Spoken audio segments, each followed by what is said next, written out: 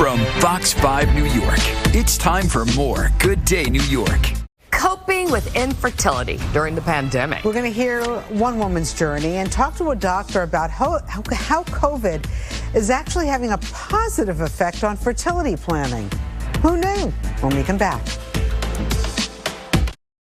Struggling with infertility is difficult enough, but struggling with it during a pandemic, even tougher, I would think. For 3 years, Ashley Legg and her husband tried to conceive, and the journey was long and very painful. But the two never gave up hope. And in the end, despite COVID and all the physical and emotional suffering that went through, well, Ashley finally got pregnant. And Ashley, along with her husband and her doctor, Maria Constantini Ferrando, a reproductive endocrinologist at RMA and clinical psychologist, joining us this morning. Good morning to everybody. Good morning. Good morning. Good morning. Ashley, you have to start and tell us your story, your journey through many years and two miscarriages. We actually started trying to conceive in 2017, and we were infertile for a year. Then the next year we had multiple miscarriages. The next year we had multiple failed infertility treatments, which led us to 2020, where we went through our first IVF transfer when the pandemic started, and that transfer failed. And so it has definitely been a long journey. And we had our second transfer in June of 2020, which was successful, and this is our miracle. And it's just amazing to see life come full circle, because this time last year, we were at our lowest of lows, just holding on to hope and talking about infertility to connect with people who could empathize with the struggle. And RMA of New Jersey really helped us push through as well, and ultimately led us to Ranger, and we couldn't be more blessed and happy in this moment. And he's just absolutely beautiful. So, doctor, how common is this length of time and what Ashley and Ryan had to go through? Well, actually, Ashley's story is very common. We see women come to us after months, years of infertility before they even walk through our door. And then once they come through a door, it may take a month, it may take several months, it may take a year or two or longer to get to their ultimate prize. The journey is difficult, and it can be very lengthy. And the hardest thing really to do is to hang in there like Ashley did. They did not giving up and staying with your doctor and listening to what your doctor's recommending and not giving up hope until the very, very end. So National Infertility Awareness Week, I think, actually starts next week. So, doctor, I'm just wondering, are the challenges sort of increased during this pandemic of trying to get pregnant? Well, the challenges have been there and remain despite, regardless of the pandemic. But interestingly enough, as you had alluded to before, it's sort of brought priorities in a different direction. Because COVID has brought so much tragedy to everyone, and this is no news, but probably as a result of that, two things have happened. On one hand, there's been a sort of shift in priority.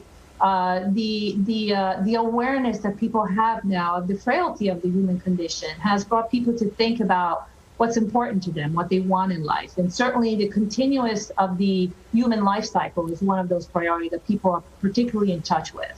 But also from a practical point, people are home. So all the traveling, all the people used to go away and not be around, that's happening less and less. So not only are people thinking about wanting to have a child, but they also have a little bit more availability in terms of flexibility to get there. Ashley, I'm just wondering, what advice do you have for people out there who are considering this option right now? Because I'm sure there had to be challenges that you underwent the last year or so. I would say it's okay to ask for help, whether that's emotionally through your partner or someone that's close to you, or through medical intervention. And honestly, getting help through IVF and RMA of New Jersey was just life-saving for us. It gave us our family. And I think that if you have the opportunity to do so, it is a privilege, and it is hard. You have to mentally and physically be tough to get through it. But if you just keep trying, you will get your result, whatever that is. I mean, the other advice I would imagine, and this was pretty costly, more than $25,000, you actually worked with a financial advisor. We did. We worked with financial advisor to just set ourselves up for success, and it really helped us prioritize what was important to us and was a little less stress off of our shoulders, knowing that we were financially prepared. And doctor, advice for, as Ashley is doing, advice for parents to be? Advice for parents to be who are already pregnant or trying to get pregnant? Trying to get pregnant. Who are trying to get pregnant is the one thing Ashley pointed out, most importantly, which is to reach out. The condition of infertility, I think one of the most tragic things about infertility is that people don't talk about it. That's why this Awareness Week exists, and that's why it's so important. Because people are afraid, are embarrassed, are uncomfortable. Nobody wants to talk about it. And interestingly enough, infertility has been defined as being as stressful as a diagnosis of cancer. And yet everybody talks about cancer, but infertility is very hush-hush.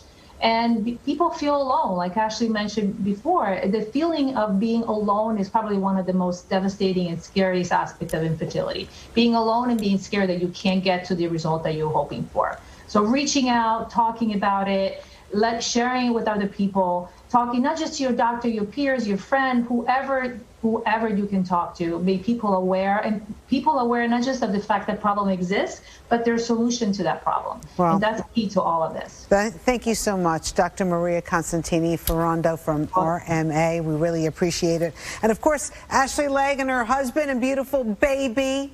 Congratulations.